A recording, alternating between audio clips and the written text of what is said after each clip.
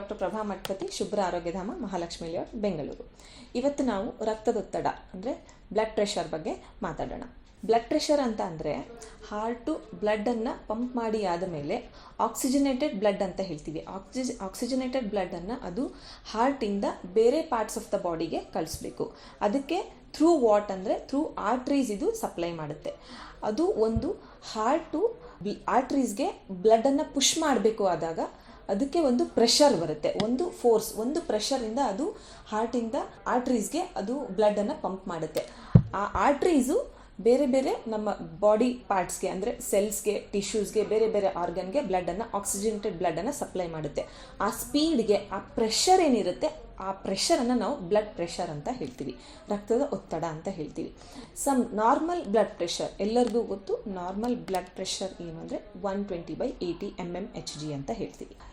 Normally age ಗ್ರೂಪಲ್ಲೂ ಇದು changes ಬಂದೇ ಬರುತ್ತೆ. ಕೆಲವೊಬ್ಬರಲ್ಲಿ 130/90 ತೋರಿಸುತ್ತೆ. So this is a normal, no issues ಅಂತ ಹೇಳ್ತೀವಿ. ಕೆಲವೊಂದು ಏಜ್ಗೆ 40 ವರ್ಷ ಆದಮೇಲೆ ಹೆಚ್ಚು ಕಮ್ಮಿ ತೋರಿಸುತ್ತೆ, 60 ವರ್ಷ ಆದಮೇಲೆ ಕೂಡ ಹೆಚ್ಚು ಕಮ್ಮಿ ತೋರಿಸುತ್ತೆ. ಡಿಪೆಂಡಿಂಗ್ ಅಪಾನ್ ದ ಏಜ್ ಹೆಚ್ಚು ಕಮ್ಮಿ ಆಗ್ತಾ ಇರುತ್ತೆ. ಸೊ ಎಕ್ಸಾಕ್ಟ್ಲಿ ಅಂತ ಅಂದರೆ 120/80 is the normal blood pressure ಅಂತ ಹೇಳ್ತೀವಿ. ಅಕಾರ್ಡಿಂಗ್ ಟು ದ ಏಜ್ ನೀವು ಡಾಕ್ಟರ್ ಹತ್ರ ಹೋದಾಗ ಯಾವುದು ನಾರ್ಮಲ್ಲು, ಯಾವುದು ನಿಮ್ಮ ಬಾಡಿಗೆ ಎಬ್ನಾರ್ಮಲ್ಲು ಅಂತ ಅವರು ನಿಮಗೆ ತಪಾಸಣೆ ಮಾಡಿ ತಿಳಿಸ್ತಾರೆ. ಈಗ ಯಾರು ರಿಸ್ಕಲ್ಲಿ ಇರ್ತಾರೆ ಅಂದರೆ ಯಾರಿಗೆ ಬ್ಲಡ್ ಪ್ರೆಷರ್ ಬರಬಹುದು ಅಂತ ಹೇಳಬಹುದು ನಾವು. The person who is having history of blood pressure ಅಂತ ಹೇಳ್ತೀವಿ. ಅಪ್ಪನಿಗೆ, ತಾತನಿಗೆ, ಅಮ್ಮನಿಗೆ, ಅಣ್ಣನಿಗೆ, ಅಕ್ಕನಿಗೆ, ಯಾರಿಗಾರು ಬ್ಲಡ್ ಪ್ರೆಷರ್ ಹಿಸ್ಟ್ರಿ ಅಂದರೆ ಬಯೋಲಾಜಿಕಲ್ ರಿಲೇಷನ್ಶಿಪ್ ಅಂತ ಹೇಳ್ತೀವಿ. ಫ್ಯಾಮಿಲೀಲಿ ಯಾರಿಗಾರು ಇದ್ದರೆ ಅದು ಬರೋ ಚಾನ್ಸಸ್ ತುಂಬ ಜಾಸ್ತಿ ಇರುತ್ತೆ. ಯಾರಿಗೆ ಫ್ಯಾಮಿಲೀಲಿ ಕಾರ್ಡಿಯಾಕ್ ಹಿಸ್ಟ್ರಿ ಇದೆ ಅಂದರೆ ಹಾರ್ಟ್ ಪ್ರಾಬ್ಲಮ್ಸ್ ಯಾರಿಗಿದೆ ಅವ್ರಿಗೂ ಕೂಡ ಬ್ಲಡ್ ಪ್ರೆಷರ್ ಬರೋ ಚಾನ್ಸಸ್ ತುಂಬ ಜಾಸ್ತಿ ಇರುತ್ತೆ. ಥರ್ಡ್, ಯಾರಿಗೆ ಡಯಾಬಿಟೀಸ್ ಇದೆ, ಡಯಾಬಿಟೀಸ್ ಹಿಸ್ಟ್ರಿ ಇದೆ ಮನೆಯಲ್ಲಿ, ಅವ್ರಿಗೂ ಕೂಡ hereditary family history of diabetes ಅಂತ ಹೇಳ್ತೀವಿ, ಅವ್ರಿಗೂ ಕೂಡ ಚಾನ್ಸಸ್ ತುಂಬ ಬರೋದು ಇರುತ್ತೆ. ನೆಕ್ಸ್ಟ್, ಒಬ್ಯಾಸಿಟಿ ಇರೋರಿಗೆ ಅಂದರೆ ತುಂಬ ಯಾರು ದಪ್ಪ ಇರ್ತಾರೆ ಅವ್ರಿಗೂ ಕೂಡ ಬ್ಲಡ್ ಪ್ರೆಷರ್ ಬರೋ ಚಾನ್ಸಸ್ ತುಂಬ ಜಾಸ್ತಿ ಇರುತ್ತೆ. ಯಾರಿಗೆ ಕೊಲೆಸ್ಟ್ರಾಲ್ ಲೆವೆಲ್ ಜಾಸ್ತಿ ಇದೆ, ಅವರು ಕೂಡ ತುಂಬ ಬ್ಲಡ್ ಪ್ರೆಷರ್ಗೆ ಪ್ರೋನ್ ಆಗಿರುವಂಥ ವ್ಯಕ್ತಿಗಳಂತ ನಾವು ಹೇಳ್ಬೋದು. ಲಾಸ್ಟ್ ಅಂದರೆ ಆಫ್ಟರ್ ದ ಏಜ್ ಆಫ್ 60 ಅಂತ ಹೇಳಿ, 60 ಏಜ್ ಆದಮೇಲೆ according to the age related changes in your body ಅದು ಕೆಲವೊಬ್ಬರಿಗೆ ಬ್ಲಡ್ ಪ್ರೆಷರ್ ಬರ್ತಾ ಹೋಗುತ್ತೆ. ಇದು ಬರದೇ ಇರೋ ಹಾಗೆ ನಾವು ಹೇಗೆ ನಮ್ಮ ಲೈಫ್ ಸ್ಟೈಲಲ್ಲಿ ಚೇಂಜಸನ್ನು ಮಾಡ್ಕೋಬೇಕು, ಇದು ಬರದೇ ಇರೋಗೆ ನಾವು ಹೇಗೆ ತಡೆಗಟ್ಟಬೇಕು ಅಂತ ಅಂದರೆ ಡಯಟ್ ಆ್ಯಂಡ್ ಲೈಫ್ ಸ್ಟೈಲ್ ಅಂತ ಹೇಳ್ತೀವಿ. ಲೈಫ್ ಸ್ಟೈಲಲ್ಲಿ ನಾವು ಚೇಂಜಸ್ ಮಾಡ್ಕೋಬೇಕು, ಡಯಟಲ್ಲಿ ಕೂಡ ಸ್ವಲ್ಪ ಚೇಂಜಸ್ ಮಾಡ್ಕೋಬೇಕು. ಫಸ್ಟ್ ಲೈಫ್ ಸ್ಟೈಲಲ್ಲಿ ಚೇಂಜಸ್ ಅಂತ ಬಂದಾಗ first and foremost maintain your ಒಬ್ಯಾಸಿಟಿ level ಅಂತ ಹೇಳ್ತೀವಿ. ನೀವು ಯಾವ ಏಜಿಗೆ, ಯಾವ ಹೈಟ್ಗೆ ಎಷ್ಟು ವೇಟ್ ಇರಬೇಕು ಅದನ್ನು ಮೇಂಟೈನ್ ಮಾಡ್ಕೊಂಡು ಹೋಗಿ. ಸ್ವಲ್ಪ ಹೆಚ್ಚು ಕಮ್ಮಿ ಆದರೆ ಪರವಾಗಿಲ್ಲ, ಎಕ್ಸಾಕ್ಟ್ ವೇಟ್ ಅಂತ ನಾನು ಹೇಳಲ್ಲ.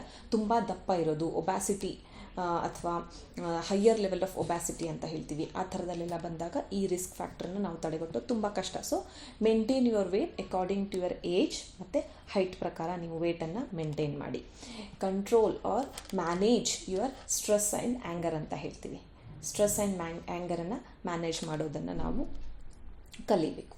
And third is avoid tobacco chewing and avoid smoking, avoid alcohol. These three things you should avoid ಅಂತ ಹೇಳ್ತೀವಿ. And next is physical activity in a day 1/2 hour to 1 hour is must ಅಂತ ಹೇಳ್ತೀವಿ. Physical activity ಅಂತ ಬಂದಾಗ any type of physical activity, ತುಂಬ harsh ಆಗಿರೋ ಹೋಗಿ ನೀವು ಜಾಗಿಂಗ್ ಮಾಡಿ ಅಂತ ಅಲ್ಲ. ನಾನು ಹೇಳಿದೆ simple walking is also good for your blood pressure ಅಂತ ಹೇಳ್ತೀವಿ. ಬ್ಲಡ್ ಪ್ರೆಷರ್ ಇರದೇ ಇರೋರು ಕೂಡ, ಬ್ಲಡ್ ಪ್ರೆಷರ್ ಇದ್ದವರು ಕೂಡ, ಆಲ್ರೆಡಿ ಯಾರು ಮೆಡಿಕೇಷನ್ ಮೇಲಿದ್ದೀರಾ ಅವರು ಕಂಪಲ್ಸರಿ, ಮತ್ತು ಡಯಾಬಿಟೀಸ್ ಇರೋರು ಕೂಡ ಕಂಪಲ್ಸರಿ 45 minutes to 1 hour ವಾಕಿಂಗನ್ನು ಮಾಡಲೇಬೇಕು. ನಾರ್ಮಲ್ ಫೀಟ್ ವಾಕಿಂಗ್ ಅಂತ ಹೇಳ್ತೀವಿ. ನಾರ್ಮಲ್ ವಾಕಿಂಗ್ ಕೂಡ it is good for your health ಅಂತ ಹೇಳ್ತೀವಿ. ಆ್ಯಂಡ್ ನೆಕ್ಸ್ಟ್ ಈಸ್ ಡಯಟ್ ಅಂತ ಬಂದಾಗ ಈಟ್ the food which contains less sodium, means less salt ಅಂತ ಹೇಳ್ತೀವಿ. eat the food which contains less salt ಅಂತ ಹೇಳ್ತೀವಿ, means sodium content ಕಮ್ಮಿ ಇರೋ ಫುಡನ್ನು ತಗೊಳ್ಳಿ. eat the food that contains less fat ಅಂತ ಹೇಳ್ತೀವಿ, and also the food which contains less cholesterol ಅಂತ ಹೇಳ್ತೀವಿ. ಈ ಮೂರನ್ನು ನೀವು ಮೇಂಟೈನ್ ಮಾಡ್ತಾ ಹೋಗಬೇಕು. ಬ್ಲಡ್ ಪ್ರೆಷರ್ ಡಯಾಬಿಟೀಸ್ ಅಂತ ಬಂದಾಗ even though you are medication you can manage when you are managing your lifestyle it is easy for you to maintain the levels of your blood pressure also and diabetics level also. Lifestyle changes are must ಅಂತ ಹೇಳ್ತೀವಿ. ಯಾರಿಗೆ prone ಇದ್ದೀರಾ, ಯಾರಿಗೆ family history ಇದೆ, ಯಾರಿಗೆ cardiac history ಇದೆ, ಯಾರು ತುಂಬ ದಪ್ಪ ಇದ್ದೀರಾ ಅವರು ಬರಬಾರ್ದು ಅಂತ ಅಂದರೆ ಈ ಲೈಫ್ ಸ್ಟೈಲ್ ಚೇಂಜಸನ್ನು ನೀವು ಅಳವಡಿಸ್ಕೋಬೇಕು. ಯಾವುದನ್ನು ನಾವು ಮಾಡಬಾರ್ದು, which we should not do. ಯಾರಿಗೆ ಬ್ಲಡ್ ಪ್ರೆಷರ್ ತುಂಬ ವರ್ಷದಿಂದ ಇದೆ ಅವರು without physician guidelines don't skip the medication or don't stop the medication or don't start the medication ಅಂತ ಹೇಳ್ತೀವಿ. ಕೆಲವೊಬ್ಬರು 5 ವರ್ಷದಿಂದ ಇದೆ ಡಾಕ್ಟ್ರೇ, 6 ವರ್ಷದಿಂದ ಇದೆ, ನಾನು ಮಂತ್ಲಿ ಹೋಗ್ತೀನಿ ಮೆಡಿಕಲ್ಗೆ, ಮೆಡಿಸನ್ ತೊಗೋತೀನಿ, ನಾನು ಕಂಟಿನ್ಯೂ ಮಾಡ್ತೀನಿ ಅಂತ ಹೇಳ್ತಾರೆ. ಇದು ತಪ್ಪು. Monthly once 3 months once you go and check your blood pressure and take the opinion of your physician ಅಂತ ಹೇಳ್ತೀವಿ. ಈ ಒಂದು ಫ್ಯಾಮಿಲಿ ಡಾಕ್ಟರ್ ಹತ್ರ ನೀವು ಹೋಗಿಬಿಟ್ಟು ಅವ್ರದ್ದು ಒಂದು ಒಪಿನಿಯನ್ ತೊಗೊಳ್ಳಿ. Next keep the follow up checkup ಅಂತ ಹೇಳ್ತೀವಿ. ಯಾವಾಗಲೂ 1 ತಿಂಗಳು ಹೋಗೋದು, ಇನ್ನೊಂದು ತಿಂಗಳು ಬಿಡೋದು, 3 ತಿಂಗಳು ಹೋಗೋದು, 4 ತಿಂಗಳು ಬಿಡೋದು, 6ನೇ ತಿಂಗಳಲ್ಲಿ ಹೋಗೋದು, 1 ವರ್ಷ ಬಿಡೋದು, ಈ ಥರ ನೀವು ಮಾಡಬಾರ್ದು. BP ಮೆಡಿಸನ್ಸ್ ಇರೋರು, ಡಯಾಬಿಟೀಸ್ ಮೆಡಿಸನ್ಸ್ ಇರೋರು ಕಂಟಿನ್ಯೂಯಸ್ಲಿ ಮಾನಿಟರ್ ಮಾಡ್ತಾ that will be good for your life ಅಂತ ನಾ ಹೇಳ್ತೀನಿ. ಯಾಕಂದರೆ ನೀವು ರೆಗ್ಯುಲರ್ ಫಾಲೋಅಪ್ಗೆ ಹೋದಾಗ ಡಾಕ್ಟರ್ಸು ನೀಡ್ಫುಲ್ ಚೇಂಜಸನ್ನು ಮಾಡ್ಬೋದು. ಜಾಸ್ತಿ ಇದೆಯಾ ಡೋಸೇಜನ್ನು ಜಾಸ್ತಿ ಮಾಡ್ತಾರೆ, ಕಮ್ಮಿ ಇದೆಯಾ ತುಂಬ ಕನ್ಸಿಸ್ಟೆಂಟ್ಲಿ ಅದು ಕಮ್ಮಿನೇ ಬರ್ತಾ ಇದೆಯಾ ಡೋಸೇಜನ್ನು ಕಮ್ಮಿ ಕೂಡ ಮಾಡಬಹುದು. So in this way diabetic ಇರೋರಿಗೆ, BP ಇರೋರಿಗೆ, ಕಾರ್ಡಿಯಾಕ್ ಡಿಸಾರ್ಡರ್ ಬರದೇ ಇರೋ ಹಾಗೆ ಅವರು ನಿಮಗೆ ಮ್ಯಾನೇಜ್ ಮಾಡ್ತಾರೆ. So follow up checkups are very important ಅಂತ ನಾನು ಹೇಳ್ತೀನಿ. ಇನ್ನೂ ಸ್ವಲ್ಪ ಲೈಫ್ ಸ್ಟೈಲಲ್ಲಿ ಚೇಂಜ್ ಮಾಡಬೇಕು ಅಂತ ಅಂದರೆ 4 ಸ್ಟೇಜಸಲ್ಲಿ ನೀವು ಚೇಂಜ್ ಮಾಡ್ಬೋದು. ಡಯಟಲ್ಲಿ ಚೇಂಜ್ ಮಾಡಿ. ನಾನು ಹೇಳ್ದಂಗೆ the food which contains low sodium low salt ಅಂತ ಹೇಳ್ತೀವಿ. ಎಕ್ಸ್ಟ್ರಾ ಆ್ಯಡೆಡ್ ಸಾಲ್ಟನ್ನು ವೆಜಿಟಬಲ್ ಮೇಲಾಗಲಿ ಬೇರೆ ಹಣ್ಣುಗಳ ಮೇಲಾಗಲಿ ಹಾಕ್ಕೊಂಡು ತಿನ್ನೋದನ್ನು ಕಮ್ಮಿ ಮಾಡಿ. ಮತ್ತು ಆ್ಯಡೆಡ್ ಸಾಲ್ಟ್ ಅಂತ ಹೇಳ್ತೀವಿ, ಅದನ್ನು ಕಮ್ಮಿ ಮಾಡಬೇಕು. Second is less in fat ಅಂತ ಹೇಳ್ತೀವಿ. ಫ್ರೈಡ್ ಐಟಮ್ಸ್ ಆಗಲಿ, ಕರ್ದಿರೋ ಪದಾರ್ಥಗಳು,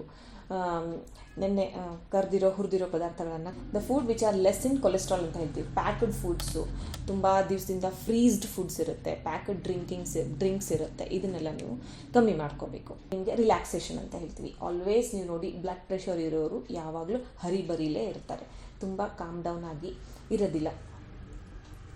ಹರಿಬರಿ ಅಂತ ಅಂದರೆ ವರ್ಕೋಹಾಲಿಕ್ ಅಂತ ಹೇಳ್ತೀವಿ. ಆಲ್ವೇಸ್ ಮಾರ್ನಿಂಗ್ ಟು ಈವ್ನಿಂಗ್ ಇದರ್ ನೀವು ಸೆಡೆಟರಿ ಲೈಫ್ ಸ್ಟೈಲಲ್ಲಿ ಕೂತ್ಕೊಂಡು ಥಿಂಕಿಂಗ್ ಪ್ರೊಸೆಸ್ ಜಾಸ್ತಿ ಆಗಿರ್ಬೋದು, ಜಾಸ್ತಿ ನೀವು ಗ್ಯಾಜೆಟ್ಸ್ ನೋಡೋದಾಗಿರ್ಬಹುದು, ಒಂದೇ ಕಡೆ ಕೂತ್ಕೊಂಡು ಕೆಲಸ ಮಾಡದೇ ಇರೋದು, ಫಿಸಿಕಲ್ ಆ್ಯಕ್ಟಿವಿಟಿ ಮಾಡದೇ ಇರೋದು, ತುಂಬ ಥಾಟ್ ಪ್ರೊಸೆಸ್ಸಲ್ಲಿ ಇರೋದು, ತುಂಬ ಥಿಂಕ್ ಮಾಡ್ತಾ ಇರೋದು, what ever it is in your work also it is good, but the relaxation for your mind is also very important. Physical and mental rest is important. Eat on time and sleep on time ಅಂತ ಹೇಳ್ತೀವಿ. This is relaxation activity. Thought process ಅಂತ ಬಂದಾಗ ತುಂಬ worry ಮಾಡಬೇಡಿ. Problem ಇದ್ದರೆ ಸೊಲ್ಯೂಷನ್ನ ಹುಡುಕೊಂಡು ಕರೆಕ್ಟಾಗಿ ನಿದ್ದೆ, ಕರೆಕ್ಟಾಗಿ ಊಟ, ಕರೆಕ್ಟಾಗಿ ಫಿಸಿಕಲ್ ಆ್ಯಕ್ಟಿವಿಟಿ ಮಾಡಿ. ತುಂಬ ಥಿಂಕಿಂಗ್ ಪ್ರೊಸೆಸ್ಸಲ್ಲಿ ಇರಬಾರ್ದು. ಬೇರೆ ಬೇರೆ ಆ್ಯಕ್ಟಿವಿಟೀಸಲ್ಲಿ ನೀವು ನಿಮ್ಮನ್ನು ಇನ್ವಾಲ್ವ್ ಮಾಡ್ಕೊಳ್ಳಿ. ಲಾಸ್ಟ್ ಇಸ್ ಬಿಹೇವಿಯರಲ್ ಚೇಂಜಸ್ ಅಂತ ಹೇಳ್ತೀವಿ. ಬಿಹೇವಿಯರಲ್ ಚೇಂಜಸ್ ಅಂತ ಬಂದಾಗ ಥಿಂಕ್ ಬಟ್ ಡೋಂಟ್ ವರಿ ಅಂತ ಹೇಳ್ತಾರೆ. So you just think and concentrate on the problem and get the solution and focus on managing it. Worry ಮಾಡ್ತಾನೆ ಇರೋದು, ನಿದ್ದೆ ಮಾಡದೇ ಇರೋದು, ರಾತ್ರಿಗೆಲ್ಲ ಇಡೀ ಎದ್ದಿರೋದು, ಇನ್ಸೋಮ್ನಿಯಾ ಅಂತ ಹೇಳ್ತೀವಿ, ನಿದ್ದೆ ಬರದೇ ಇರೋದು. ನೀವು ತುಂಬ ನಿದ್ದೆ ಬರ್ತಾನೆ ಇಲ್ಲ ಅಂದರೆ ಬೇರೆ ಬೇರೆ ಆ್ಯಕ್ಟಿವಿಟೀಸ್ಗೆ ರಾತ್ರಿ ಎಲ್ಲ ತೊಡಗಿಸ್ಕೊಂಡ್ಬಿಡ್ತಾರೆ, ಗ್ಯಾಜೆಟ್ಸ್ ನೋಡ್ತಾರೆ, TV ನೋಡ್ತಾ ಕೂತಿರ್ತಾರೆ. ಎಷ್ಟೋ ಜನ ನಿದ್ದೆ ಬಿಟ್ಬಿಟ್ಟು ಬೇರೆ ಕೆಲಸನ ಮಾಡ್ತಾ ಹೋಗ್ತಾರೆ ಯಾಕಂದರೆ ನಿದ್ದೆ ಬಂದಿಲ್ಲ. But try to sleep, try to take rest. This is the behavioural changes ಅಂತ ಹೇಳ್ತೀವಿ. And focus on managing the problem and get the solution and manage in this way you can manage your stress and anger ಅಂತ ಹೇಳ್ತೀವಿ. These are all the lifestyle changes. ನೀವು blood pressure ಬರದೇ ಇರೋ ಹಾಗೆ ತಡೆಗಟ್ಟೋಕ್ಕೆ ಇದೆಲ್ಲ ನೀವು life style ಚೇಂಜಸನ್ನು ಮಾಡ್ಕೊಳ್ಳಿ. ನಾನು ಹೇಳಿದಾಗೆ diet and lifestyle if you are maintaining then blood pressure and diabetes is easy to maintain in your life. Junk ಅಂತ ಹೇಳ್ತೀವಿ. ಇವತ್ತಿಗೆ ಇಷ್ಟು. ಮುಂದಿನ ಎಪಿಸೋಡಲ್ಲಿ ಇದ್ರದ್ದೇ ಸೆಕೆಂಡ್ ಎಪಿಸೋಡ್, ಅಂದರೆ ಬ್ಲಡ್ ಪ್ರೆಷರ್ ಇರೋರು ಯಾವ ಥರ ಡಯಟನ್ನು ಇನ್ವಾಲ್ವ್ ಮಾಡ್ಕೋಬೇಕು ಮತ್ತು ಹಾಗೆಯೇ ಯೋಗ ಆಸನಗಳು ನಿಮ್ಮ ಬ್ಲಡ್ ಪ್ರೆಷರ್ ಹೇಗೆ ಕಂಟ್ರೋಲ್ ಮಾಡುತ್ತೆ, ಯಾವ ಯಾವ ಆಸನಗಳು, ಯಾವ ಯಾವ ಮುದ್ರಗಳನ್ನು ನೀವು ಬ್ಲಡ್ ಪ್ರೆಷರ್ ಇರೋರು ಅಳವಡಿಸ್ಕೋಬೇಕು ಅಂತ ನೆಕ್ಸ್ಟ್ ಎಪಿಸೋಡಲ್ಲಿ ಹೇಳ್ತೀನಿ. ಅಲ್ಲಿವರೆಗೂ ಎಲ್ರಿಗೂ ನಮಸ್ಕಾರ.